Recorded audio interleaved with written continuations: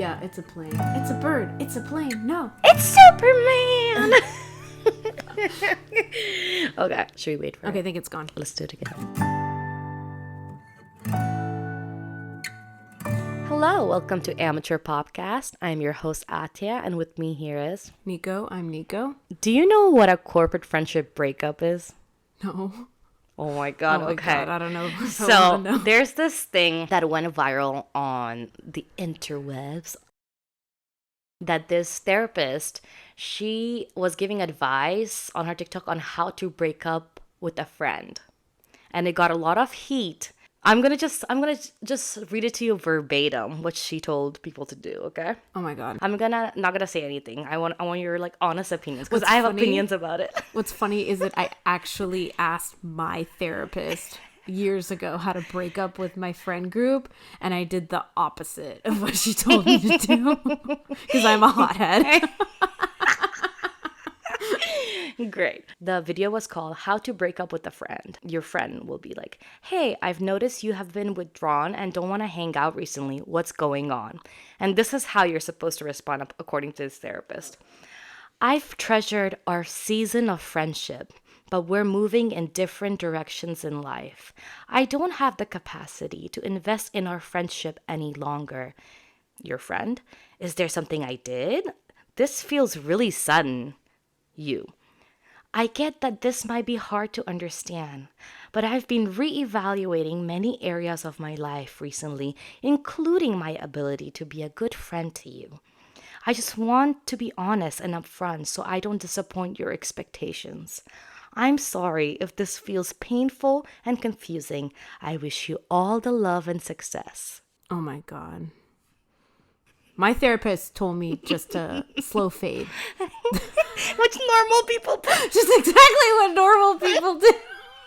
So this is full of therapy speak. This is awful. People are God. like, damn, like at that point just ghost me. Well, I'll tell you what I did. Well, here, I'm going to first tell you what people are saying, right? People are like, this is like, and this is my perspective as somebody who is not a mental health professional, just a person. Uh-huh. This is what people are calling this corporate friendship breakup, right? How like HR breaks up with you. I've enjoyed your season of employment, but looks like you're not useful to us anymore and we don't want to pay you. I have reevaluated our budget and it looks like you're getting let go. Oh my god. That's what it is. So this person is telling her millions and millions of fans or how many followers to break up with their friend of however many years long. In the corporate speak, I guess. It's just so prescriptive, right? The language. It's not like authentic. If you ever came up to me and you're like, I've enjoyed our season of friendship, I would be like, first of all, I'll cuss you up. I'm like, you wasted my time. You're not allowed on the podcast ever again. And I don't care if I ate all your food at your home. So when I was, and it's normal. You outgrow your friendships or sometimes you realize that your friends are toxic or like whatever. But when I was in like my early mid-20s, I basically realized that I didn't want to be friends with my group of friends anymore, that it wasn't really healthy for me. I didn't like the person I would become. I was too stressed. And I tried slow fading and it didn't work because You didn't slow fade. I didn't slow fade. I was like, I'm going to blow up this fucking bridge. Because I was impulsive and my frontal lobes weren't developed. So I was just like, you guys suck. I hate you. Don't talk to me. Well, on the other hand of things, I have been therapy spoken broken up to. Oh, no. Corporate breakup, yes. With friendship that like, I mean, you know this person, but like friendship that like was years long and you like know my family and you know my friends and you know my whole life and we've had a very close relationship. We lived together. And to be like, I have basically enjoyed our season of friendship. I wish you well. You clearly don't wish me well if you're like, and she won't even like, she texted all this to me. She didn't even like, wouldn't see me in person. She's like, for my peace. Oh my God. I do not want to meet in person. I was like, we've been friends for like 4 years. We live together.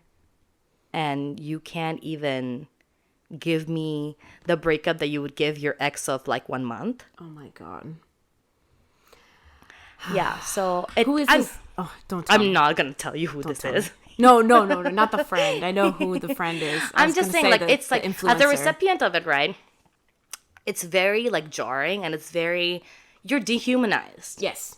You're not a person to them, like, oh, like, for me, I'm like, wow, like, I really love this person, and we've shared so many memories, so, like, clearly you've never felt that way, that I've seen you almost, like, as a family, and for you to break up with me as if you're breaking up with the wall, and it's very dehumanizing, and when I saw that, I was like, are people actually that selfish? And also, I'm from a different culture where this kind of thing doesn't work. And if you've seen like the recent show Beef, there's a part where they're like, this is the reason Western therapy doesn't work on Eastern minds. And I think that is very true. That is accurate, because we just don't operate that way. I cannot go to my parents or my family be like, when I was 16, you were doing toxic things. I don't know why white people do. I don't know. But I can't talk to them like that. They're going to literally be like, you're unappreciative. I moved to this country for you. You know, my parents didn't even go to school. We didn't have anything. They were war. What have you gone through, right? It doesn't work. It's just like a different environment. So for people to treat people like that is jarring to me. Like, I don't know if that is normal. Do people actually in America treat each other just as if like a corporate friendship? Is that real? No, I think there's a rise in therapy speak, right? Yeah. And like NPR had a great article about this like phenomenon. And basically I think what's happening is you have like either people learn this language in therapy, right? Like because they're participating in therapy, or because we have like more therapists, like influencers who are using this language. And the truth is, it actually makes us less empathetic. In my case, I just got really mad and blew up. That's a very human thing to do. I honestly think, I don't think it's people that are going therapy. I think it is therapy speak comes from influencers and I guess YouTubers, TikTokers, therapists, influencers, other people just using words that they don't really understand, like words like toxic, narcissistic, gaslight. What are some of... I'll give you some of my favorites. Okay. Collective trauma. Trauma informed. I actually was watching Shrinking, which is a great like show. It's really funny. And what I like about it is like basically it like shows like the lives of therapists, but it's very comedic and like exaggerated, but it's funny. But you can tell that none of the writers are actually therapists, because when they tried to put in jargon, someone like said something about like, oh, I'm a trauma informed, like something. And I was like, that you don't know what that means. You don't know what trauma informed means. That's not what that means. You're putting a word in a sentence and you don't know what it means. So that's another one. Collective trauma informed, neural pathways, alignment, misalignment, creating space, lending my nervous system. These are like phrases that kill me. There has been a rise in influencer therapists recently. And I mean, there's two sides of this narrative, right? There is obviously, I think, a lot of people don't have access to mental health care in general, right? And there was a time where I think there is some good to like people having access to just any type of knowledge about like anxiety or depression or and people used to do that on YouTube and like TED Talks and other things, right? And even your favorite celebrity talking about their mental health, it's very eye-opening, and it helps you be like, oh, I also go through this, and like humanize yourself, and you realize this is not something that you're alone in. But I think specifically in short form videos such as TikTok or TikTok influencers that are therapists, there's not enough time to be able to give therapy advice or even good advice. For me personally, it just feels like an influencer telling you just like therapy jargon that makes no sense to me. Yeah. So what is your opinion about that? Okay. I got 99 problems with therapy influencers. How long do I have? How many problems? This is your podcast. Okay, I'm going to pop off. So one problem is this is all very new. Yeah. This is uncharted territory, right? We have therapists have been in private practice for years. We have guidelines for how to act ethically while we run a business, because that's what a private practice is. It's a business, right? So for example, I am well within my right as a therapist in private practice to refuse to see a client who hasn't paid me, right? What is unethical is if I just cut off services and don't have a conversation with my client about payment, right? So we have guidelines for how to act. There's no guidelines for how to do this on, like, not online therapy, but like therapy influencer stuff. I think it's fine when a therapist in private practice like uses social media to promote their private practice, right? Or to promote their book. I think it makes sense, right? Because you can promote your expertise to other therapists and who maybe will sign up for your trainings or whatever, but you can also like promote yourself and get clients. I've had clients tell me that, you know, they decided to choose me as their therapist because they saw my little webpage on the group practice website. So I think it's fine. I think general information is fine. Things like that people don't commonly know. Like, for example, did you know that depression in children looks different than depression in adults? So saying like, hey, if your child is having, you know, significant behavioral changes, like they're having more temper tantrums, they're more irritable, you know, they're not behaving like how they usually do, this could be a sign of like an internal struggle. You should go seek out professional help. My first issue is that a lot of these therapist influencers give general information and it becomes gimmicky, and they don't say, please consult with a professional. This channel is not enough and it doesn't replace therapy. They just go, come back for more. And the reason I'm bringing this up on a pop culture podcast is because therapy speak has become a part of pop culture. And recently there was a video on TikTok that went viral about a therapist who is LPCA. Which means she's an associate. That means that she just graduated, just got her license, and is working towards her clinical hours and is still being supervised by someone who already has the years and the hours in the field. And she has thousands and thousands of followers, right? And she made a video that got a lot of backlash because she made a video saying, this is how I'm a good therapist. And people came for her because she was like, well, I never eat junk food. I never eat anything that messes with the serotonin in my stomach. I make sure that I have enough money that I'm not needing clients, so that I only get clients and use them for basically money. I can't roll my eyes any harder right now. I don't watch any trash TV because that's not good for my brain. So it came off as holier than thou.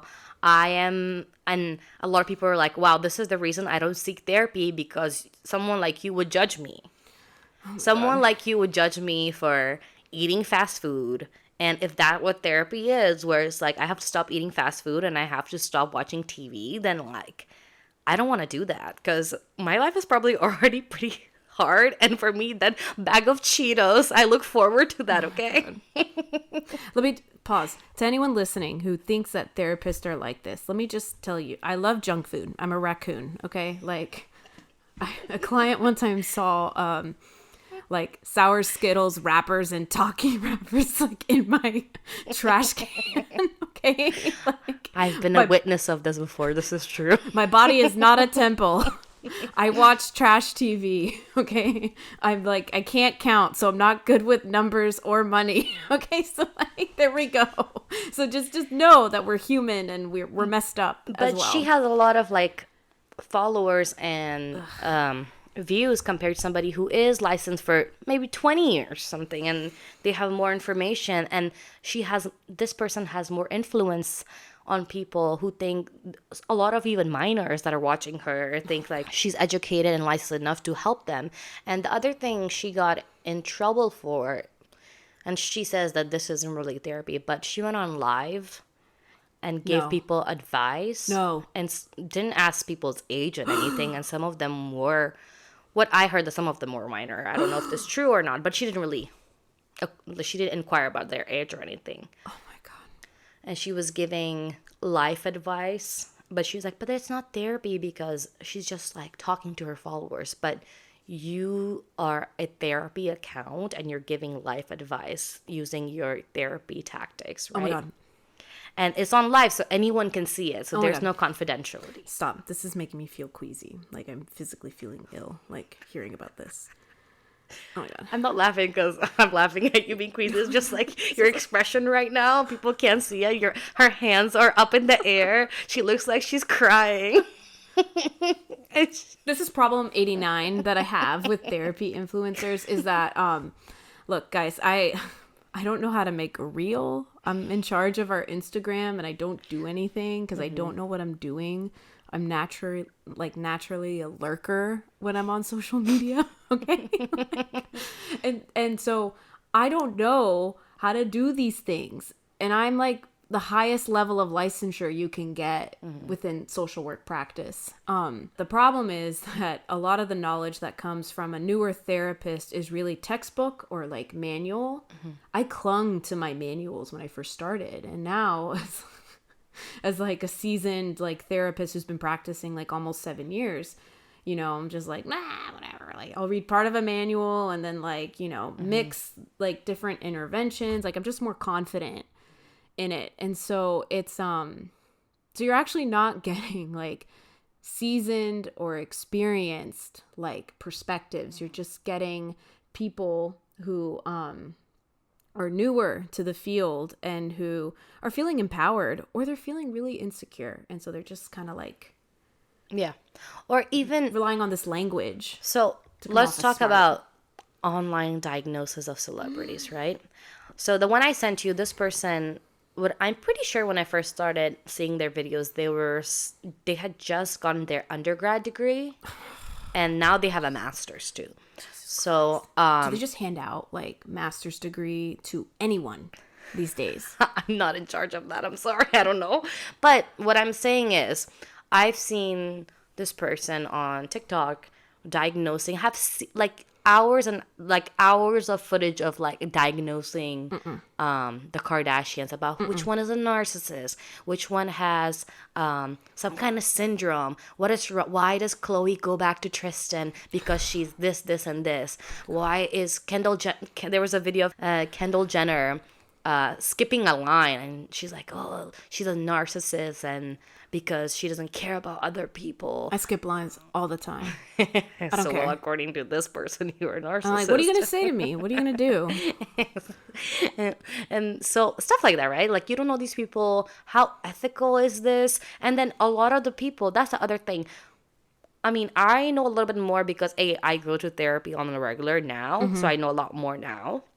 Also, you are my family, so I get to learn a lot of things. But if I didn't have those things, I don't know what these letters mean. I don't know what LPCA is. I don't know anything. I don't know what's the difference between a license and a master. And like, I don't think a lot of people know that. No. They don't. They're like, oh, you have a degree in this, you must know what you're talking about. No. They're not going around and be like, oh, what's your license? How many years have you had? People just don't have that knowledge. The knowledge of mental health care in this country is already so poor, and there's no access. Then on top of that, asking people to do their own research about like I had it in my bio, blah, blah, blah. But it's still misleading because you have the amount of followers you have. I don't know. I don't understand what the ethics are behind that. I need to take a deep breath. I'm so sorry. Because this is so upsetting. You're so dramatic. I'm not dramatic. I'm just like upset. I just wanna, it's like a painting, like a woman in distress. She has her hand on her forehead in a fist and like just looking down on the ground and breathing heavily. It's so upsetting. It's so upsetting. So, problem number 53 I have with therapy influencers. The obsession with diagnosing. Do you know how me and other therapists in the practice I work for, we've seen an uptick of clients coming in convinced that they have an obscure mental health diagnosis because they saw a TikTok video. And I'm like, no, like, I don't think you have this. There's a process for this. Like, no, I just need this diagnosis. I'm like, I don't think, I mean, it's so hard to talk them down from it. And the thing is, diagnosing is not just like willy-nilly, let's just crack open the manual and like check off symptoms. If it was that easy, why would I need a master's degree and over like 1,000 hours during my master's degree and a class and being supervised when I graduate? I mean, like, and taking an exam to do it, right? And also, I'm assuming that these younger therapists that are still going through their supervision, the people that are supervising them are obviously older, so they might not even know how to supervise their social media. Yeah. Like, you might not understand what TikTok is. I don't understand what TikTok is. And you're not that old. I'm First not of that all, old. let's just get that out. You're not Yeah, that no, old. I'm 31. But, I mean, people who are supervising, they might be, who knows, like, how old, and they don't understand And it's how, just, yeah. how to supervise your ethics while you're using social media. And I've seen what I saw, like, some influencers were talking about how when they have their clients, so they share like stories of their clients, but they don't name their names, but they have informed consent. They basically say, oh yeah, you can use what we go through here on TikTok to show other people, right, that it's okay to go through this or whatever. But for me, I'm like, not to say everybody that is going to therapy is going through a mental health crisis, but I was. I mean, and I think a lot of people go through this where until you really hit a rock bottom, you don't really go to therapy. And that was my case. Like, I was literally rock bottom. And now I went to the point where when they do your interview, right, my therapist was literally just like concerned about me. And this was the first time we met, right? Like, it was just like, I don't know, this is my like the last option that I'm here, because people just don't want it's expensive. Yeah. It takes a lot from within you. You need therapy to go to therapy, because you're like, you need that confidence to be like, yes, there's something really wrong and I need help. Yeah. Right? So there's a lot of steps. So I'm just saying, if somebody is in that distressed state and they give you consent to share I don't want my personal trauma or like anything on the internet, and I probably wouldn't give consent. But what if like you're in that kind of state and you give consent to be used for millions of people that your story is being told on the internet, you know? Totally unethical to diagnose public figures because of informed consent. They did not come to us for a diagnosis. You will never hear the words. And Kylie Jenner actually found those videos and told this person that these make her really uncomfortable and please stop. And she didn't. And she would respond to her, like the girl, like, would go at her more, so she blocked her. Kylie blocked her, and then she was like, see, like, the Kardashians hate me because, like, oh, I'm just telling the truth. Like, that just shows that they're a narcissist. I'm like, dude, you're coming at her kids. You're coming at her family. Yeah, and she's her. on TikTok. You have millions of views. Of course she's going to see it. Informed consent is everything in therapy treatment. And when I worked in a medical facility, with doctors, with nurses, a lot of them had a hard time understanding why sometimes, like, we were just like, we're not going to see this patient. Because if the patient said, I don't want to talk to you, I don't want to speak to a social worker or a therapist, like, we had to respect that. Even if they were, like, crying and upset, and like, we had to respect it. Now, it's different if they're going to hurt themselves, but, a lot of people don't get that. So that's why we don't diagnose. But sometimes what I've seen is like, oh, this is for educational purposes. No, it's not for On the internet, they're like, oh, we're going to use a celebrity, a public figure for educational That's unethical. purposes. And you should have your license revoked if you do that. Yeah. You know who you could use? Fictional characters? Fictional characters. I had my students in my class that I teach do their multi-dimensional case analysis on fictional characters. And it was awesome. It was a great paper. Everyone came up like with really creative like people to do like their assessment on. But so fictional characters are okay.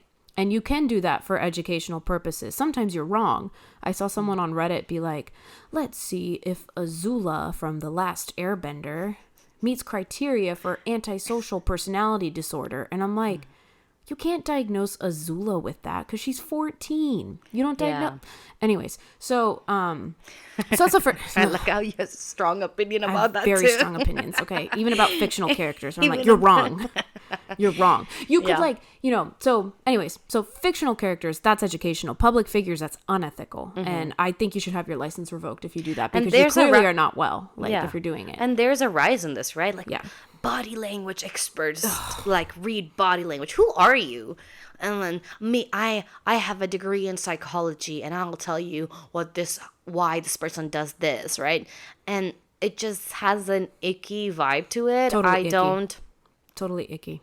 I don't understand how, and people don't know. A lot of people don't know that this is unethical. And Yeah. they're like, wow, you're like a professional and you know what you're doing. Yeah, you're an unethical professional and you don't know what you're doing. So what was the second point you brought up? Oh, the informed consent, the people posting about their conversation. So here's the thing. Most people don't read the informed consent. So what I do... I guess I didn't read everything on my... Nope, you probably didn't. I did not. I don't remember. So that's what I'm saying. I was in so much distress. Yeah. I don't even remember signing anything. Yeah. I don't. Yeah. At all. So what I do, right, when we go have the first intake, what we call an intake appointment, it's like we gather all the information. I tell people, one, this is just me getting more information and determining if I'm a good fit, like skill-wise. And also you can size me up and decide if you feel comfortable with me, right? So we can get to the end of this and decide, nah. Yeah, I mean, I did size up a lot of people. And some people like, I don't know, you're just so vulnerable, first of all. And then some people like, I don't know, this one person, I guess I shouldn't have asked this question or whatever. What did you ask? I was like, oh, like, how many people do you usually see? And That's a fair question. And she got offended. Why? Why would she get offended? I don't know. She's like, why would you ask that? I What was a like, weirdo. And I was like, oh, I just want to know, like, because I've never been to therapy. And I was like, I just don't know, like, if you're overworked or something, I don't want to. So how I would have responded to that would have been like, I see, you're concerned that if I'm overworked that I won't be able to help you. Yeah, she didn't say That's that. at the core. We obviously didn't. I obviously did not go with her. But Yeah, because she was defensive and an idiot. Yeah. So basically, sorry, that's what I think. I was like, oh, I just don't want to be like, because, for example, like, the last therapy that I went before this was, our school would like have like, like therapy sessions or like that are free for people that are learning. And some of them you don't get to see more than like 3 weeks. And some of them don't even know your name because they're seeing so many people and they're practicing, right? Whatever. So that's why I was asking that, but she got really defensive and I was like, felt really bad because I was like, oh my God, I offended her. I'm so sorry.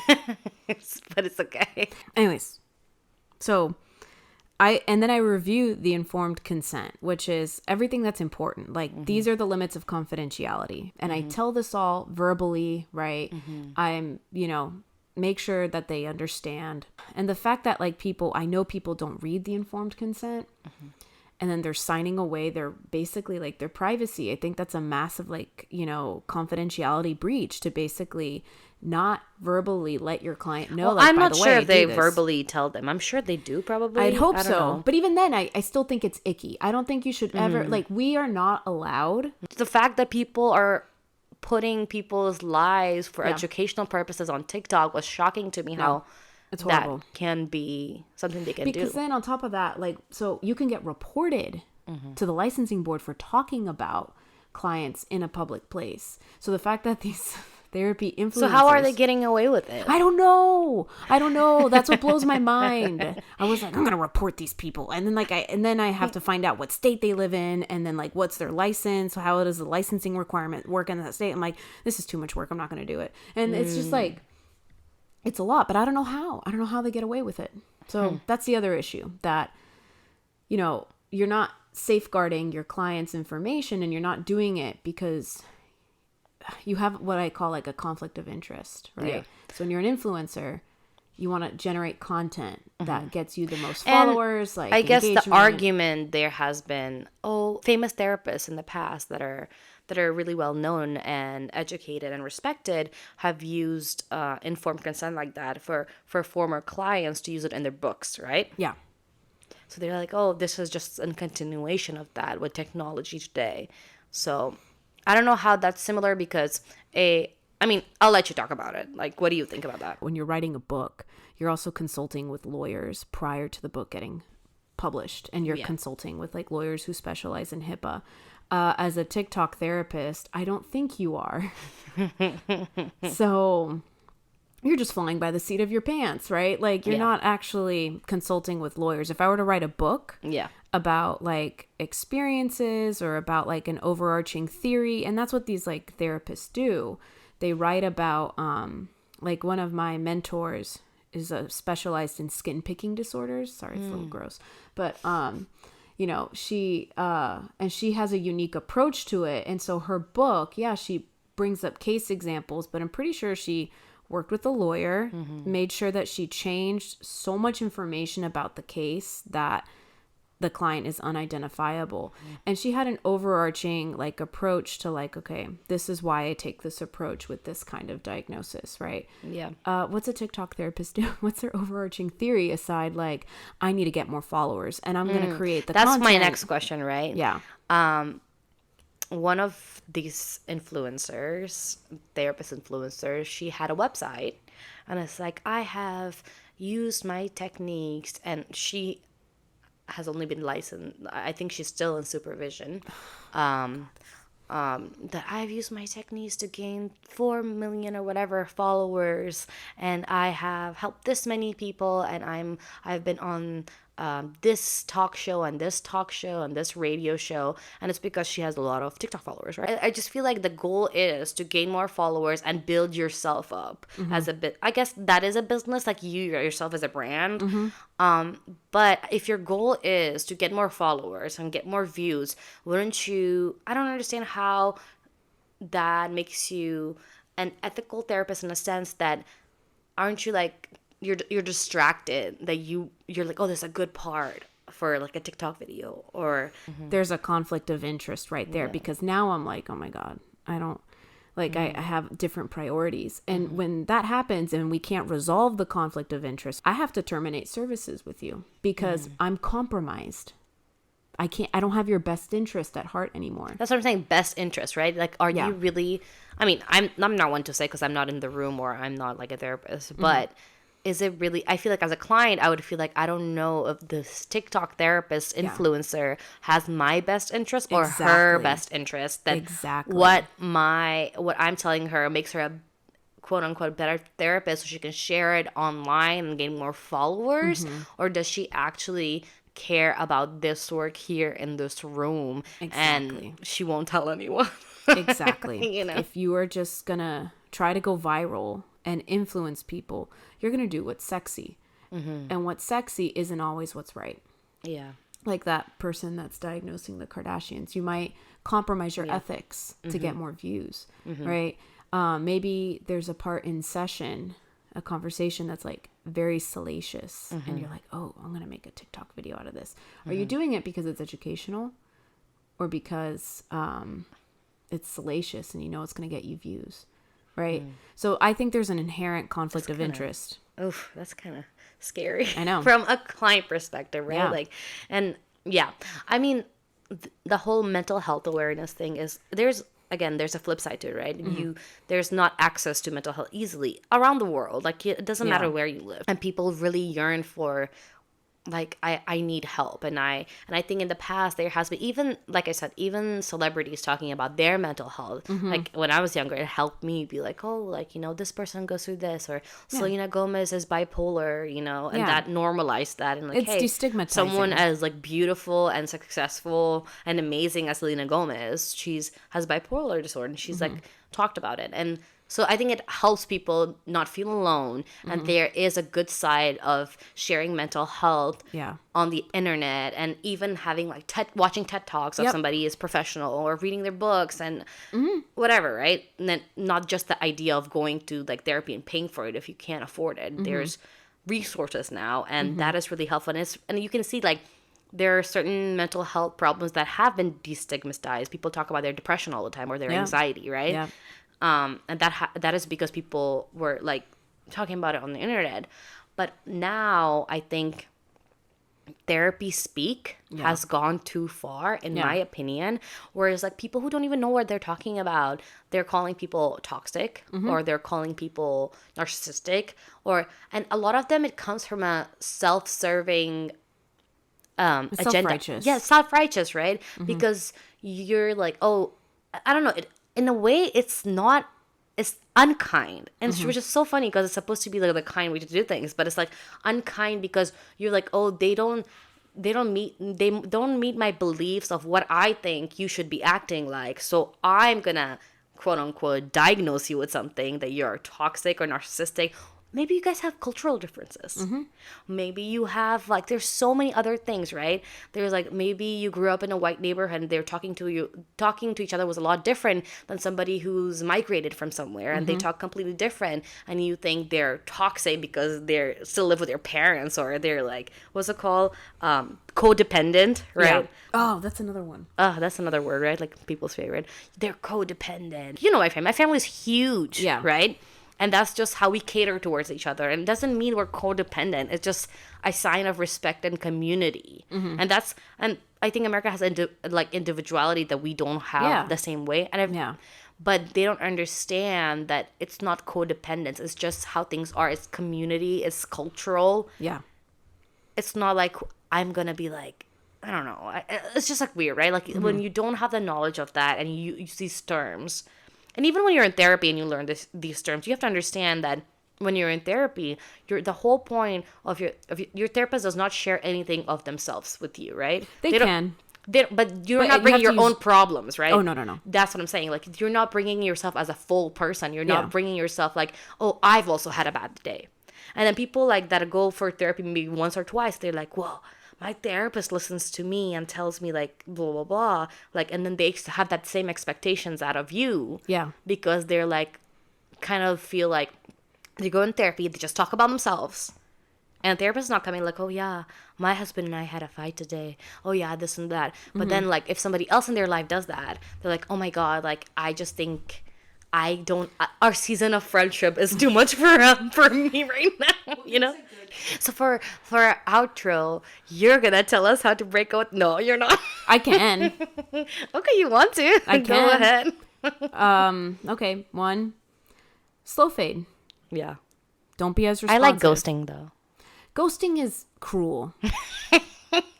Especially when you've been friends with someone for a long time. Yeah, okay, that's true. Just slow fade. Okay. You know, remove yourself from the group chat. Oh, I can't come right now. Sorry, right? Like, be flaky, put some distance, right? Or if you want to be direct, which I have, right? And at the end of the day, my goal wasn't really to salvage the friendship. It was to be like, this is a major issue for me, and I don't want to be your friend anymore. And what do you say for people that use therapy speak on the regular? But that they don't know anything about therapy. So this is really good advice that I got from a physician that I used to work with, and it works so well. So one is, if people are using jargony like words and therapy speak, just say, what do you mean? What are you trying to say? I don't understand. What are you saying? And you just keep saying that over and over. That actually does work. I've done that. I'm like, I have no idea what you're talking about. Because I actually don't. I literally don't. And also, like, English is not my first language. So I'm like, when you guys use this kind of terms, I have no idea. Can you say it in, like, literal things? I've done that in meetings. So like, there was all these therapists just on the team. I don't want to be your friend because I fucking hate you. And that makes so much sense to me. Instead of saying, you're a crappy friend and I don't want to be friends with you anymore. I don't like you. Like, that's it. If you want to send me some of your favorite therapy speak sentences or words, please email them at amateurpopcast@gmail.com. Don't forget to follow us on Instagram. We post Attia's TikToks and I attempt to make reels. So no therapy speak there. So go ahead and follow us at amateur_popcast on Instagram.